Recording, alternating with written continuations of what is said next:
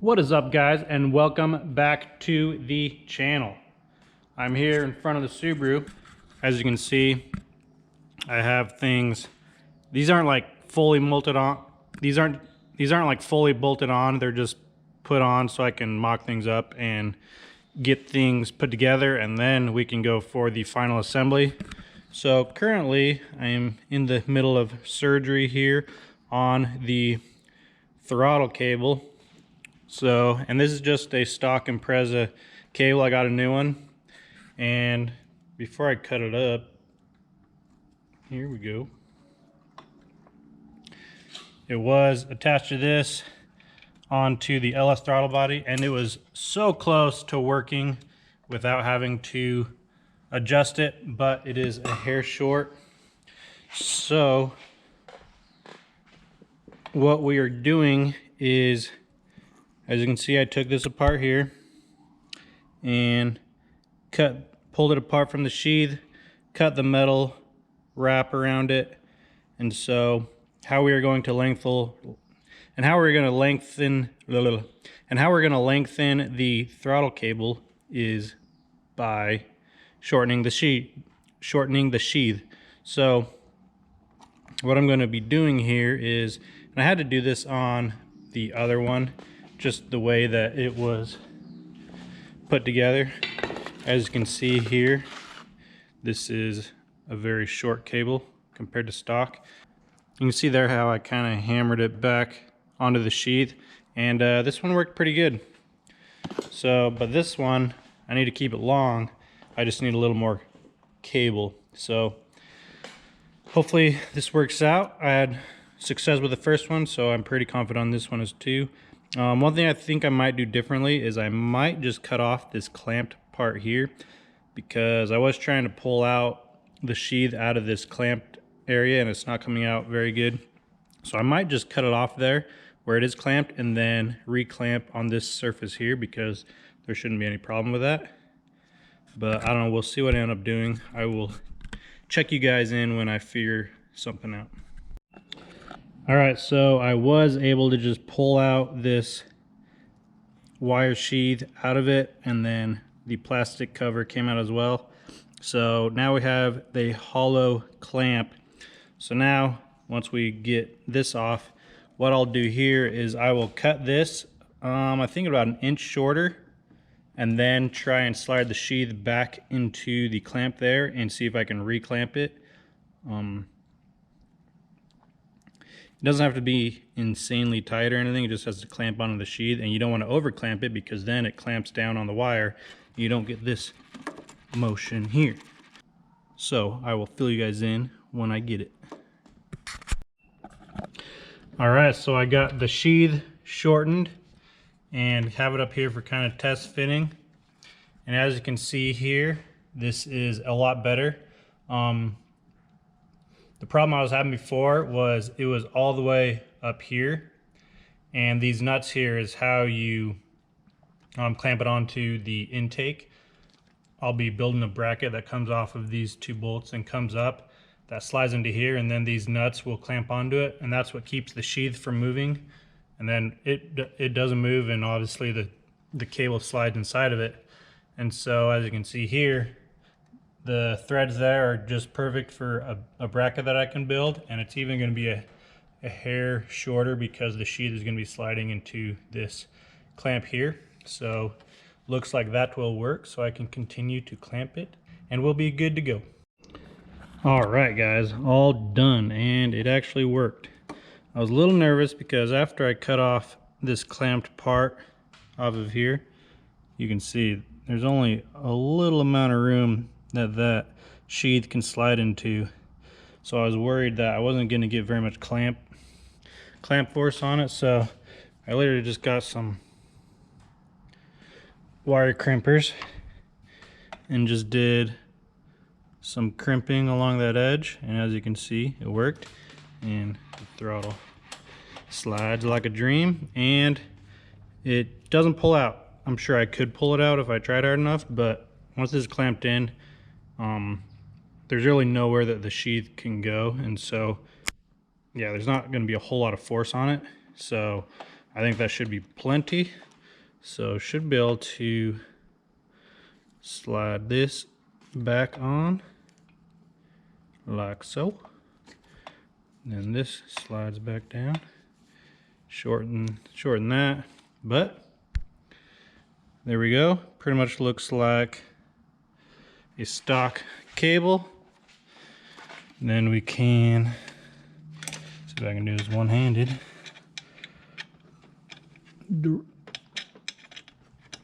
No, there we go. Boom.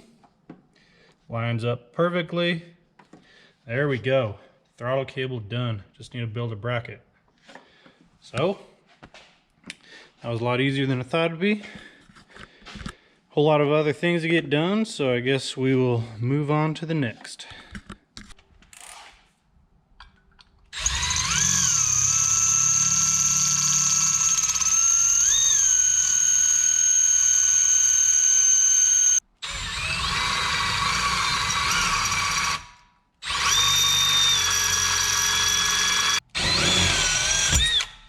All right, so have the bracket done for the throttle cable. It just bolts onto the side here, and then this slips into here. Used to, and then we'll go into there, and then these nuts tighten down on it, so I'll put that on and show you guys what it looks like. All right, there we go. Sits in there just like that. Tighten down, and now I guess the moment of truth. We should find out if it'll work with the pedal.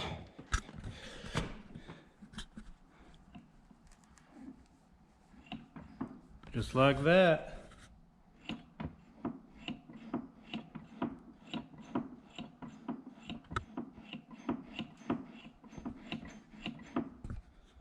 So we have a working throttle cable.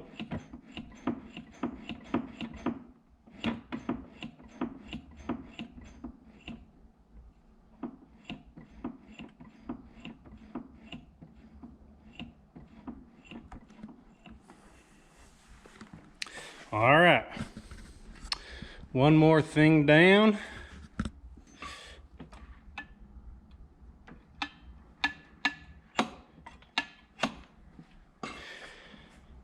All right, that's another thing down. A few more to go. Next, probably move on to the vacuum manifold bracket. That's going to be mounted somewhere here. I think that's the only thing I need to get done with the intake pipe on for mocking up reasons. Other than that, I should be able to take that off, take the intake manifold off, and then button up all the rest of the things.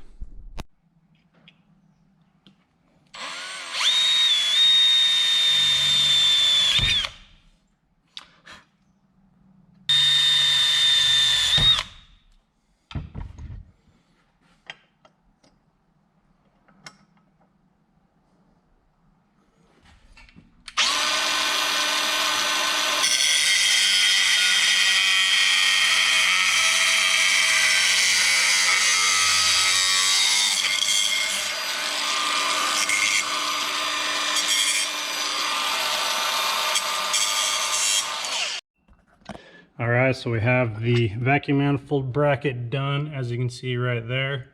Very simple, just bolts onto here, and then this goes right onto it. It's not like it has to be insanely strong, just needs to hold it in place. So pretty easy.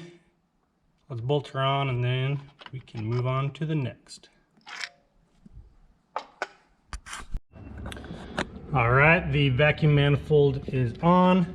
As you can see, it is pretty tight in here, but that should work. Probably I'll only be using these ports over here, so that should be plenty for what I'm running. Have 4 of them to work with. Well, one's the intake, so I got 3 working with, and then the boost sensor to my gauge is over there. So,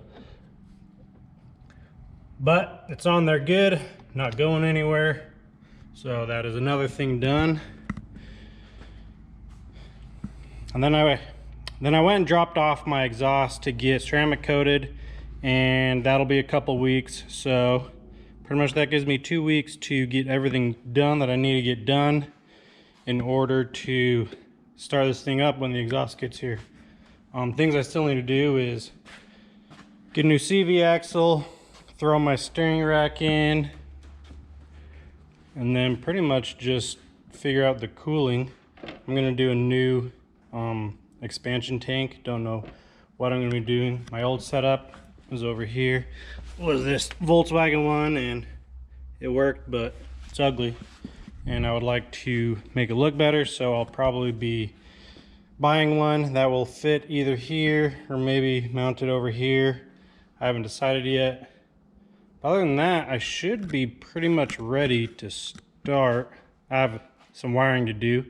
Need to wire in the fuel pressure sensor, the NOx sensors, have some wires in the dash to put together real fast.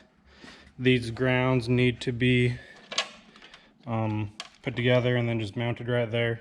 So a bunch of things that aren't necessarily, so not really a lot, just some tedious things that need to get done. So 2 to 3 weeks and I should be firing this thing up. Well, I think the last thing I need to figure out before I can take off this intake manifold again is the coolant system. So we're going to be adding another vehicle part to the car here. This is actually for a Mini Cooper, added onto the big list of different vehicle parts we have on this car. So the reason I went for this one, obviously it looks a lot better than the Volkswagen one that I had. It's nice and shiny, which I'll probably paint it black, but it also fits kind of where I had the Volkswagen one, so it'll fit in here and it's going to look a lot better. Just need to figure out the orientation I want of it. So I guess the first thing first is to pretty much cut it up. Gonna take off this bracket, this barb fitting, this top bracket, and then re-weld on the brackets that I want. First thing first for this new part is to cut it up.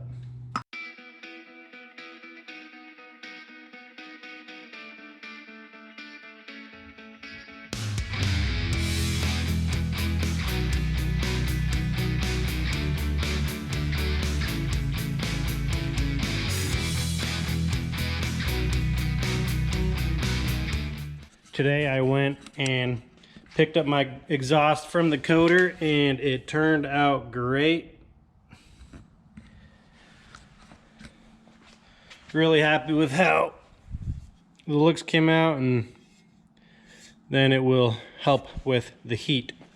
So really the reason I've been waiting on the exhaust is because in order for me to fit this flange in between the engine and the subframe, I have to lift the engine. So it's like I couldn't bolt down the engine because I knew I was gonna have to lift it at one point to get the exhaust on, and then I can't put on the steering rack because I need to see where the exhaust is to know where my power steering lines are gonna be, or if I'm gonna have to adjust them. So I've just all been waiting for the exhaust to get everything just bundled up completely. So now that I have that, I can just go ham and see if we can get this car going. Well guys, we got the up pipe and headers all bolted on, as you can see there. And then looking underneath, and everything bolted up pretty good. I'm an idiot, and for some reason, I don't know, maybe I decided and I just forgot, but my original fan here, to get clearance between the radiator and the crank pulley, I got this, it's called the Sidewinder, and it has the motor down here, and then it's belt driven, and it's really thin here because, as you can see, we don't have much room there. And so I had that, but I went to put it in and the exhaust doesn't fit anymore. So I must have either decided when I built it that I was going to redesign, because it hits right there. So now I need to rethink my radiator fan, and I don't know, I was trying to do this probably like 5 years ago and I couldn't find anything thin enough, but maybe I can find some slim fans here that doesn't involve that I can get in here. Doing some measuring, I think I'll be able to fit one in there, but we'll see, hopefully. Other than that, everything went in really good. So now that the exhaust is in, I can figure out my turbo drain. It drains back here into a 10 AN, if we can find it, right there. 10 AN fitting there, it goes up to the turbo. So now that the up pipe's in, I can figure out that, and also I can put in my steering rack and see how I need to route my power steering lines around the up pipe as well. So yeah, we can finally make progress now that the exhaust is in, and then everything else is pretty much ready to go. It's just a matter of hooking things up. The fuel system's pretty much all done, just need to hook them up, need some hose, and then got my flex fuel sensor that goes right there. That's just waiting. So really it's just a matter of just buttoning things back up. We should be able to start pretty soon.